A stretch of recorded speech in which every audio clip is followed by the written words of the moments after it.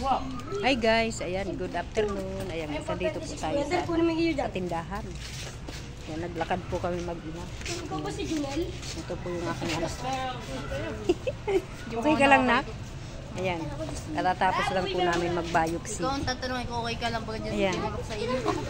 Ayan guys, yung binayopsy. 4 na bukol, kinuhanan lahat ng laman. Okay na, ingat kayo, pauwi. Napakabuti. Buti ng bata. Ayan. Ayan guys, ang aking masakit guys. Kala ko, sabi ni Doc, di raw masakit yung biopsy. Ay Diyos ko po, aray, naiyak ako. Habang tinutusok. Ako'y naluha dito eh. Ay, pamihira. Tapos nakaganon ka. Ang sakit eh. Tapos nag-love pa ako kanina. Tumawag pa ako kasi apat. Tapos pagkatapos namin, naglakad kami. Namili po kami mag-ina. Ayan. May grocery kaunti. Kasi wala na pong wala na po palang pamasahe. Ayan. Ayan. Paghihirap namin ate. Buti na lang po guys, may card. Kasi kung hindi, Diyos ko, nasa 10 mahigit yung biopsy. Thanks God, ate, nakaraos na ako sa biopsy. Abangan, antayin naman namin yung resulta ng biopsy nito. Mga 1 buwan daw. Kulang-kulang 1 buwan. Kim! Kulang-kulang 1 buwan daw po, antayin namin. Ako yan. na po yung magkukulang-kulang. Ayan po. Masakit talaga guys. Ayan. Nawa na sa akin na. Ayan. Kawawa talaga ang nanay. Buti na lang may card lang. Kung hindi kaya ning ipagamot. Na dikha. Kasi napakamahal guys ng napakamahal ng gamutan. Buti nga hindi wala binigay ng gamot mama eh. Nabigay na gamot. Kasi wala namang gamot daw talaga. Operasyon ang kailangan. Bakit yung kasama ko? Binigyan ng gamot? Binigay daw gamot. Eh? Gamutan. Ano sabi? Operasyon nga daw eh. Ewan, maagapan patay pa niya. Halos pares lang kami eh. Hindi yun. Yung katrabaho ko. Pero malaki ang leeg. Hindi naman. Sa loob. Agapan pa. Sa loob siguro. Pantunaw? Pantunaw yan. Yan guys. Kailangan talaga natin Diyos ko, takot ako guys sa sa operasyon. Paano kaya yun? Ayan ako. Kuha ka ng Mama, ama ka na. My hand is full. You know. Ito. Makikita mo. Tatras eh. Hindi, manguha tayo guys ng bulaklak. Este, yung buto. Bakit ang buto? Ayun ang tinatanong dyan. Hindi ba yung sa bulaklak? Yung kulay itim. Ha? Next time na lang, halika. Ayan guys, daming Anong tawag dyan? May sumilip din. Dragon fruits. Ayan. Ako po yung dragon. Ayan guys. Ba't ang labo, nak? Hindi malabo, malinaw nga eh. Hindi, teka.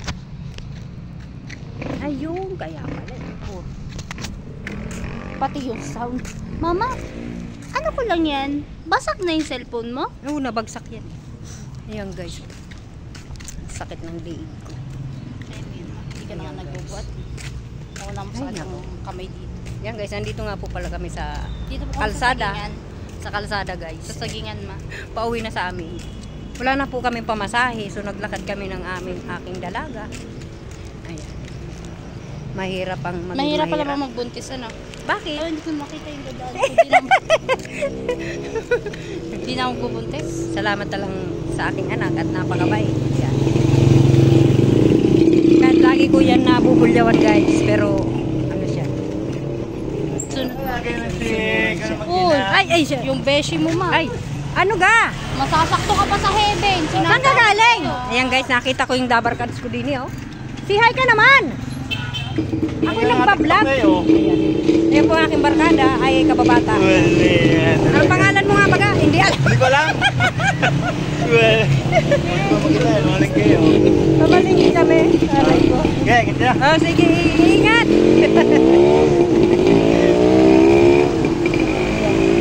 Ay, nako, baka ako'y mahulog din eh. May balon guys, oh. Ingat tayo, ingat. Hirap pala pagbuntis. Hindi mo na makita yung daan. dati pa ka ba? Yan na. Kahit hirap na hirap kami mag-ina maghapon, kakalakad ng pabayuksing ito. Nakala ko si ano? Si Kuya Baro. Bukas na, papasok ka na. Ano gusto nyo? Kababoy na ako sa bahay. Nagre-reklamo na yung anak ko, pagod na. Ay, ah! Tabi! Grabe naman sa tabi. Nakatabi naman ako dito. Ayan guys, ang aking ano. Natangaw sila. Presidente pa ako ng Pilipinas. Sabi naman sa akin. Tara guys. Mabait ka lang daw talaga. Ayan guys, ang aking leeg may tapal. Ang sakit talaga. Share ko lang sa inyo guys, ang sakit. Ang sakit ng biopsy. Ewan ko yung iba kung nasasaktan, pero ako para sa akin masakit talaga. Biro mo 4 yun? 4 na bukol, pinuhanan lahat ng laman. Ano?